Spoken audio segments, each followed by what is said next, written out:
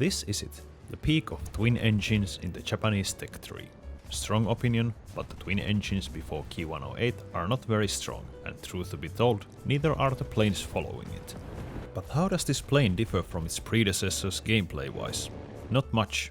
Ki-108 has a good climb rate and good performance in high altitudes.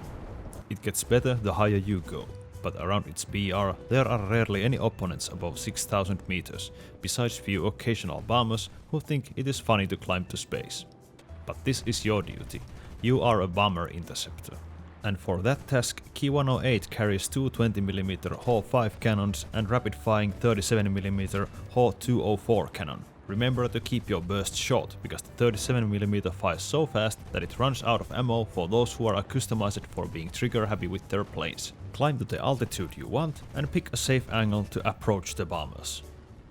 After the bomber hunt, or if there are no bombers in the match, you can start looking for enemies that are easily pickable boom and zoom targets below you, or otherwise trapped in a fight with a friendly pilot. Observe the situation from altitude. Here comes the tricky part with Ki-108. No, it's not that it's Japanese and it will catch on fire from sneezing, but making sure that the bursts from your cannons will destroy your enemy. Learning the lead and trigger discipline are mandatory. Sometimes you get only one chance to hit the enemy, as Ki-108 isn't a turn fighter and the only thing worse than its roll rate is the engines. These engines tend to overheat easily. Keep an eye on the temperature of them all the time. Also, I wouldn't say Ki-108 is the fastest plane around 3.7, but it can outrun some of its opponents. But you can't outrun bullshit.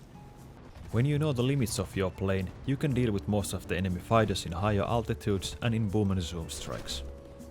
Just as a reminder, besides your engines, keep an eye out for these enemies.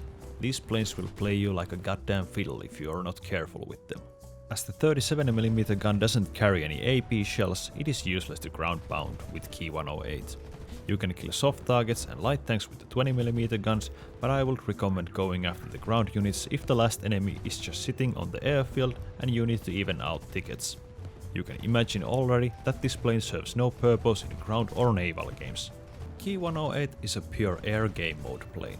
Keep your altitude high and easy with the throttle. Victory always over for a few measly kills.